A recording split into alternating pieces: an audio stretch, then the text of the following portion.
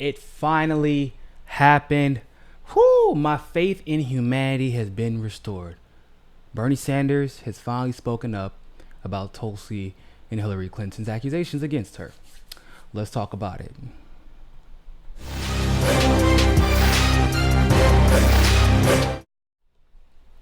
So, after a long weekend, a lot of waiting, Bernie Sanders has finally decided to speak up in defense of his friend Tulsi Gabbard. Let's check out his tweet. This is literally just happened. So, Bernie Sanders said Tulsi Gabbard has put her life on the line to defend this country. People can disagree on issues, but it is outrageous for anyone to suggest that Tulsi is a foreign asset. That is all we wanted to hear, Bernie. That was it. Y'all, this is not small potatoes. This was not small potatoes. And it needs to be understood that this, like, with all of the negative momentum that was building, where people were questioning whether or not Bernie still had the fight in him to stand up to the establishment, and more specifically Hillary Clinton and her wing of the Democratic Party, this shows that he's not too far gone. Yeah, we've seen a little bit, the capitulation where sometimes he doesn't want to separate himself with Warren. Yeah, we've seen members in his staff, defend Elizabeth Warren. We've seen members of his staff actually go after Tulsi Gabbard during this whole ordeal. So there was a lot of questioning circling around whether or not he would come to defend Tulsi Gabbard. And the reason why, it's not because of Tulsi necessarily. It isn't even because of the friendship between Bernie and Tulsi, or like it would just make people feel good, or that Tulsi needs Bernie to defend her. That's not it. What it came down to for the majority of people that weren't just Tulsi supporters, but also a lot of his supporters as well, is the simple fact that if your friend is in need, your friend who sacrificed her career for you, left the DNC because of rigging against you, who traveled the country with you to get you elected, who is part of your Sanders Institute, who is friends with your campaign co-chair, who has taken the brunt of the blows that have come over the last 2 years because she believed in you.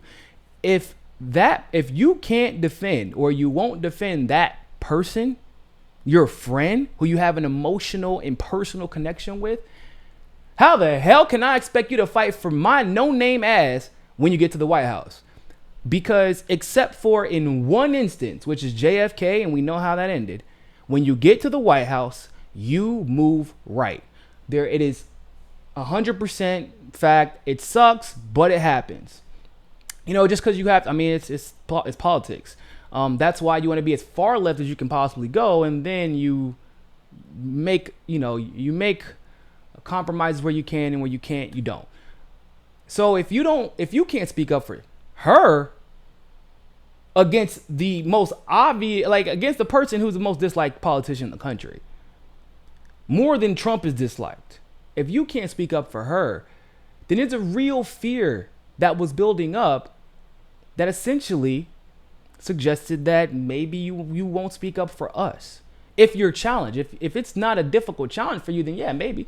But if you wouldn't speak up for her, then people are worried that you wouldn't speak up for us.